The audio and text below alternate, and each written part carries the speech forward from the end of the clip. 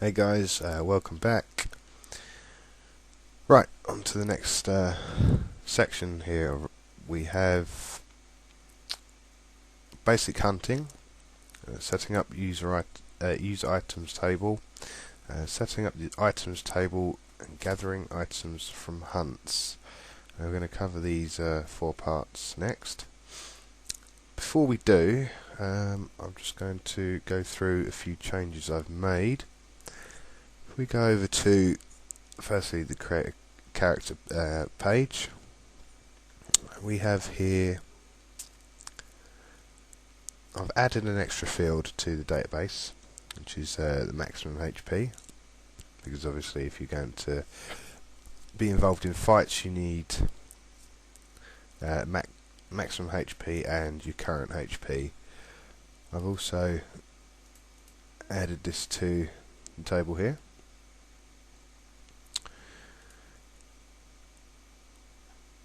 Right.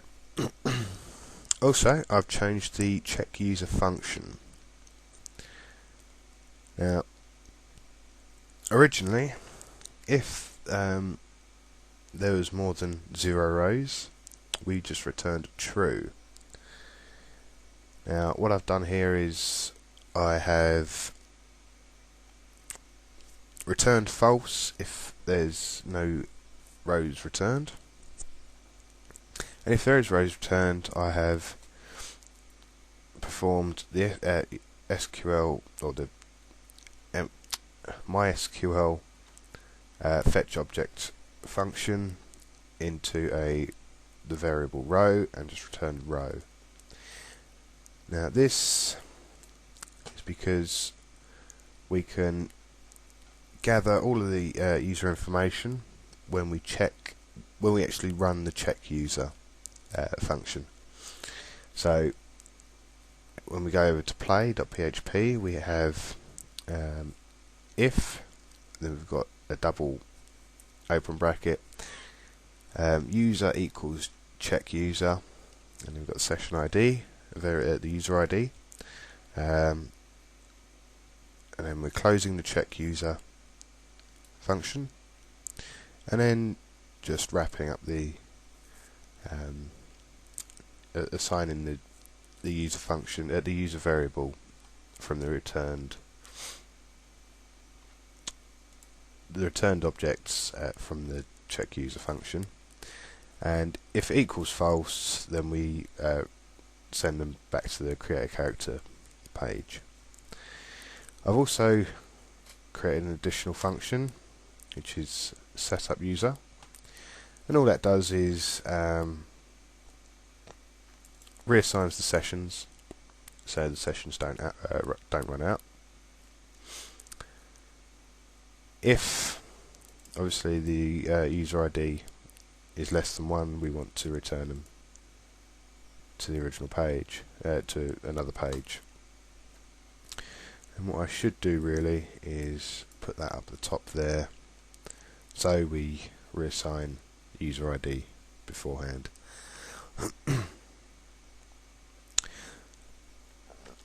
Back over to the create character, because we're not in the original. If we returned true from check user, then we wanted to return. We wanted to forward them to the play.php page. Now what we've got is if it doesn't return false. So we've got if it doesn't return false, then header them off to the play.php page, and it still works fine. On the logout page, I have unset all 3 of the session variables and then forwarded them back to Tapt-In.net. I think those are the only changes. Right, I've also gone and done a simple design for the actual game page, and along here we've got our username, we've then got our class, HP, strength and defense. It's nice and simple, and that's the way we're going to keep it. Okay, moving on, we'll go back to our list of tasks. What we're going to do is just going to do simple basic hunting. For this, we're going to start a new PHP file, and we're just going to save it as hunt.php. Now what we can do is we can get rid of that one for a start. If we go back to play.php, we can copy all of that information and put it in there. And in fact we could have copied the whole of this page. Anyway, so we've got the same layout in the original play.php page. And what we want to do is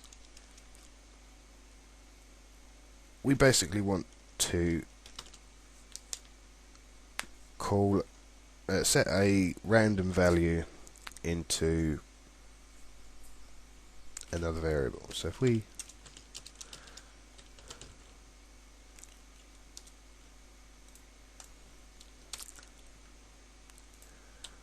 what we'll do is we'll do between 0 and 100, and that will act like it's up to 100% chart, sort of 100%. And what we can do then is if rand is less than 91,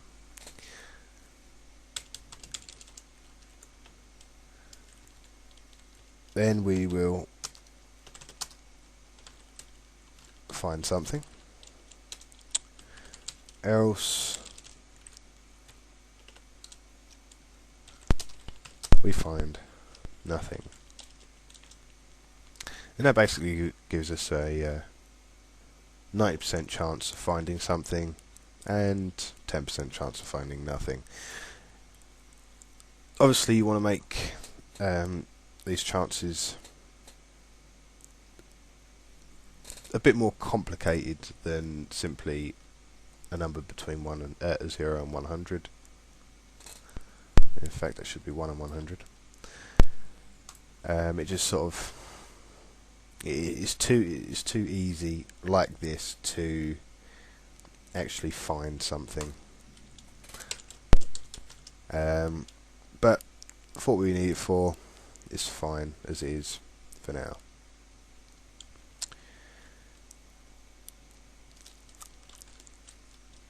So if we find something, we just want to set a variable found to true, and if we don't find anything, we'll set it to false. And then down in here what we can do is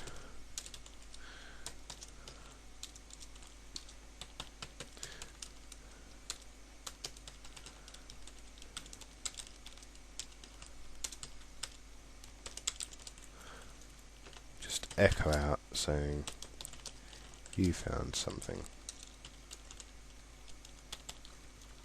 else you found nothing.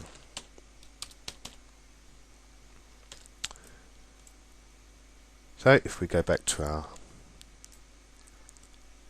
page and just go to hunt.php, you found nothing, refresh it, you found something, and again, because the chances are so high, we're going to find a lot of stuff.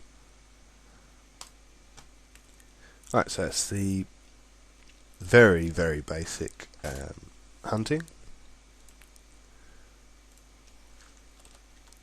What we want to do next is we want to set up the user items table.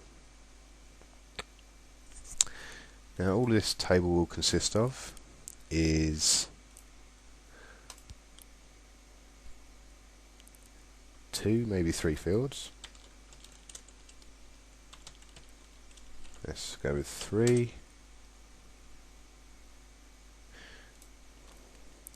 First we want user ID, and then item ID and quantity. All are going to be integers, all unsigned. None of them are going to be auto incremented. We can save it.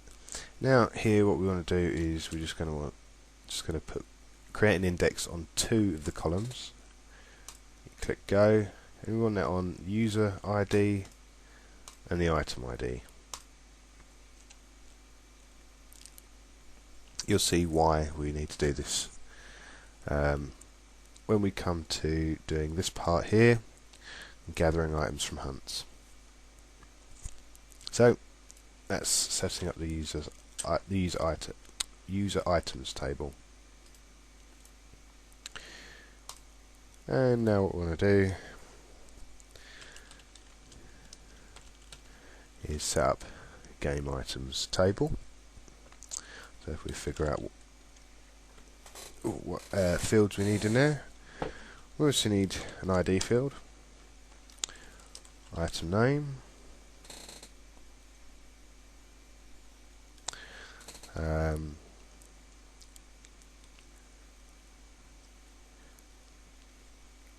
you could probably have chance of finding.